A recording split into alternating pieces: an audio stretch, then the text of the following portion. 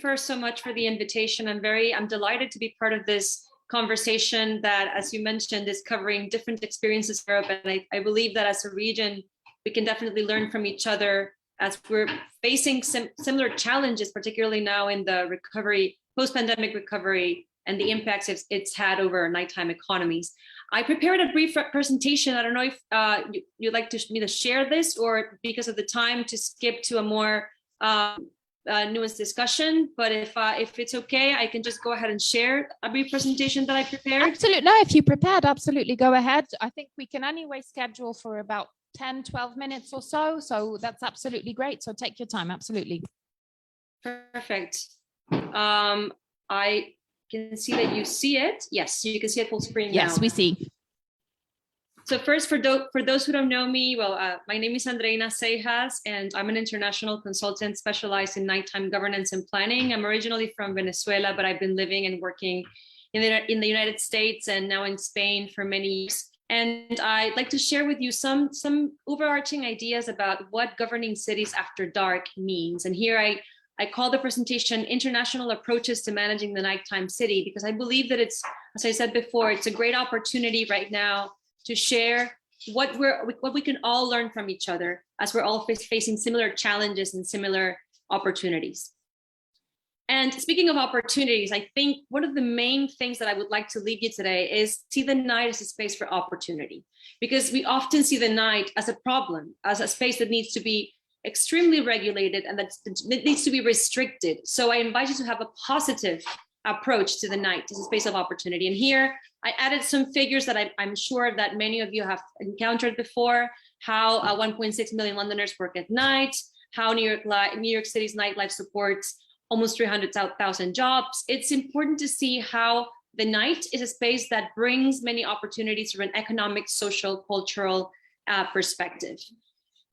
One chart that I like to use is this one, because I like to talk about the concept of the nighttime economy, but in the framework of other concepts such as the daytime economy and the 24-hour economy, because we tend to forget how the night and the day interact.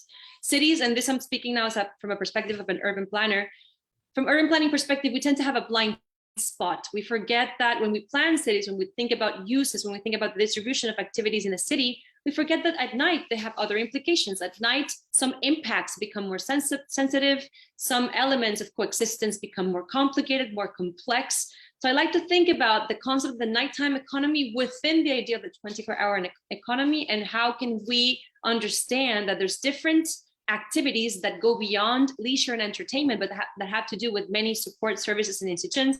Here I'm talking about airport, talking about cleaning services, I'm talking about health care services, mobility, that we have to take into account when we plan for a city at night.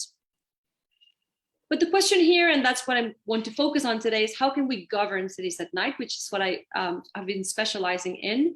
And when we think about the word govern, we think about governance. And this is a concept that I want to leave you with, because I think it's important to talk about governance instead of talking about government, because governance refers to the combination, the collaboration of a wide ecosystem of actors, a broad ecosystem of actors that are involved in making things possible at night, but also different interests that sometimes coalesce, but sometimes clash in cities at night. And I liked what Sunil was saying before, how collaboration is key. And the idea of governance is precisely building those channels, building that ecosystem so we can collaborate in the long term. I like to talk about three main elements when it comes to nighttime governance. And here, it's looking at the city from the metaphor of a computer. If a city was a computer, we have the hardware, we have the software, and we have the institutions. Here, it's important to have this in mind because of a couple of examples I'll mention later, that the city needs to take into account when it's thinking about the night, its hardware. So proper lighting, proper nighttime transportation that sometimes doesn't need to be the same as daytime transportation. The routes can be different, the frequencies can be different, the agglomerations are different, the flows of pedestrians are different. But also the software, because if we only have the hardware, if we only focus on the infrastructure, we leave aside a broad set of elements such as regulations, but also citizen culture, norms, and just rules that make the city work at night. And then, of course, the institutions, which is the governance per se aspect. key mistake that we tend to make when we think about governing cities at night is to focus only on the police. And this is an invitation to look at this broader and growing network of actors that is becoming involved in managing cities at night. So official trading bodies, business improvement districts, best practice schemes, square guardians, and different agreements that can happen at the neighborhood level, in which, for instance, bars and restaurants operating in a neighborhood can reach an agreement with the residents of that neighborhood, a set of norms, a set of consensus towards what we want to achieve in that area.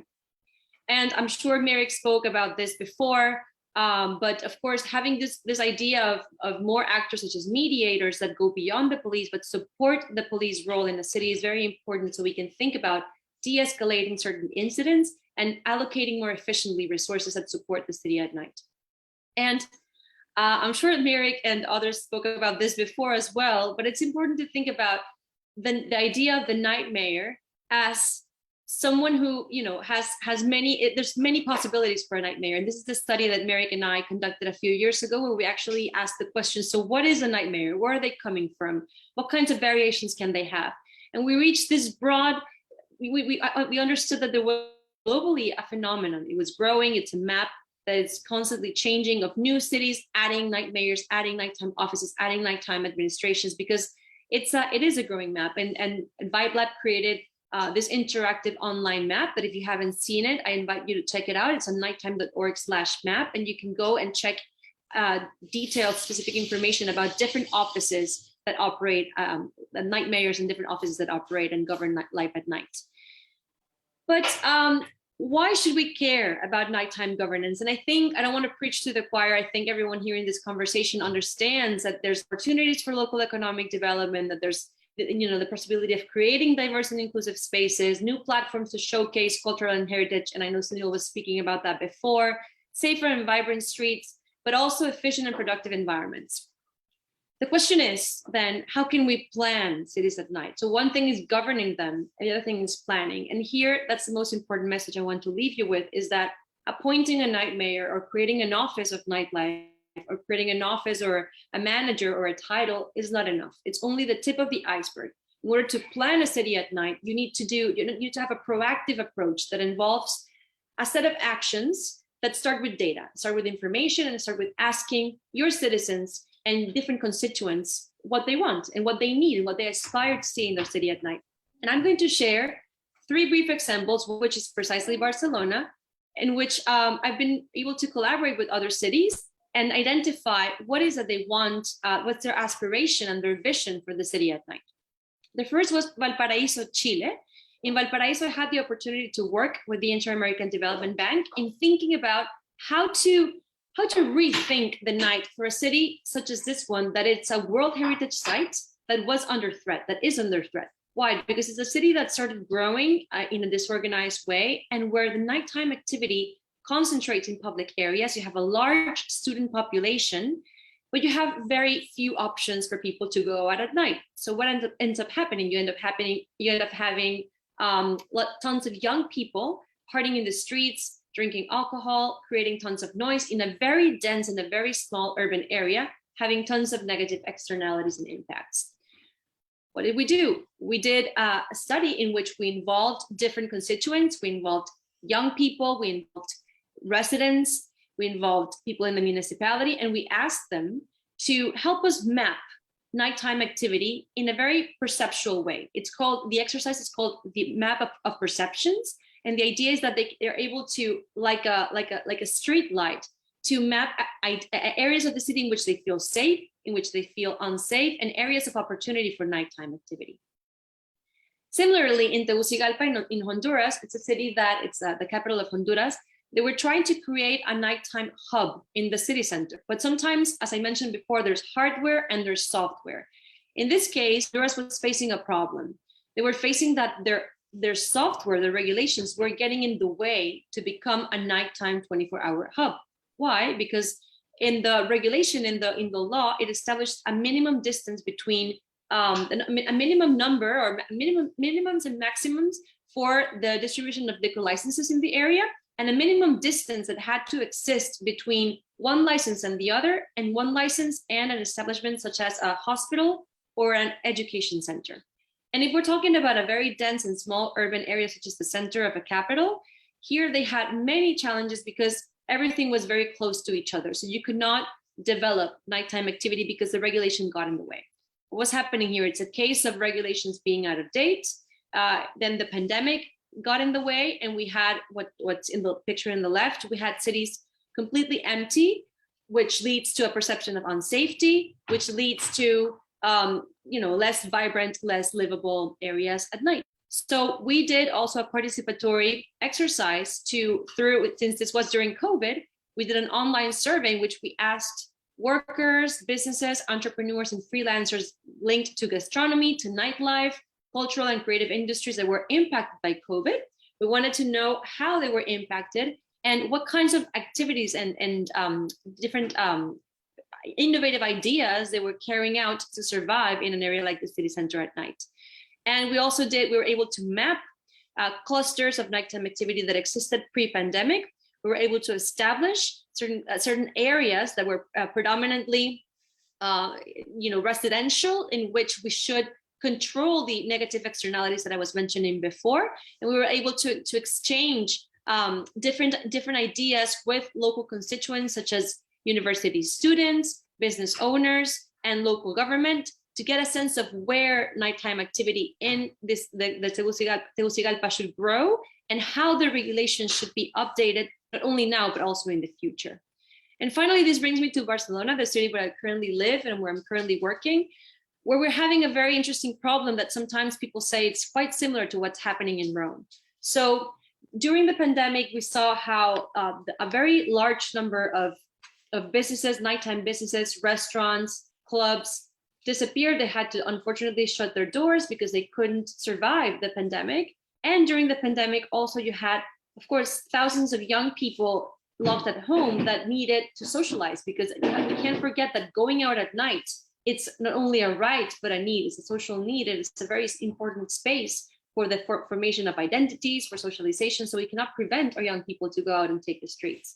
What's happening is that these young people are taking the streets in the form of botellones, or large street parties, that had happened before the pandemic, but now we're having a phenomenon which is the macro botellones. So we're talking about 500, 1,000, sometimes 3,000 people in public spaces at night.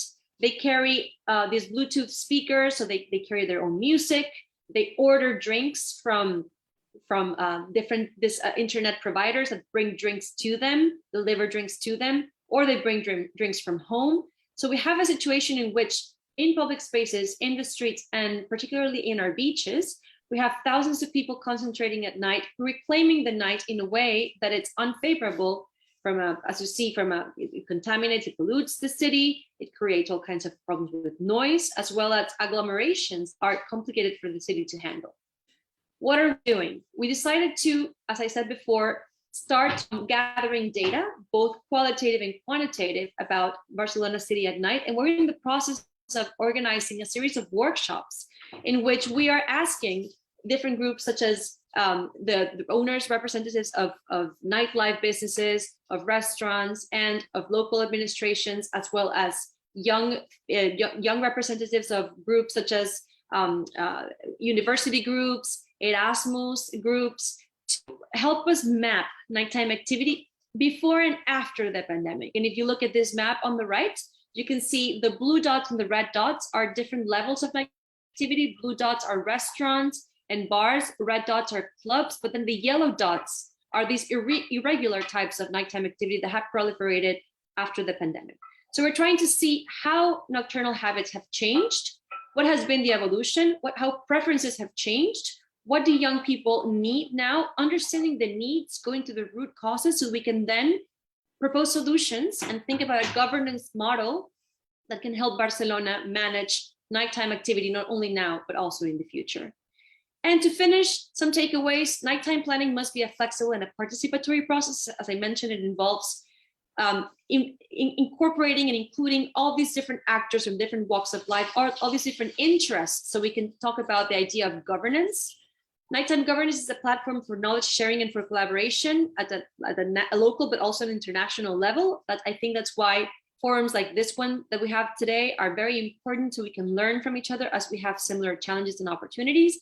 The night is a space for experimentation where data is key, and local governments must proactively rethink the way that leisure and entertainment are distributed in urban areas. That's why we should look at maps, try to spatially and as well as temporally distribute our nighttime activity in a way that's more efficient, more inclusive, but also more sustainable.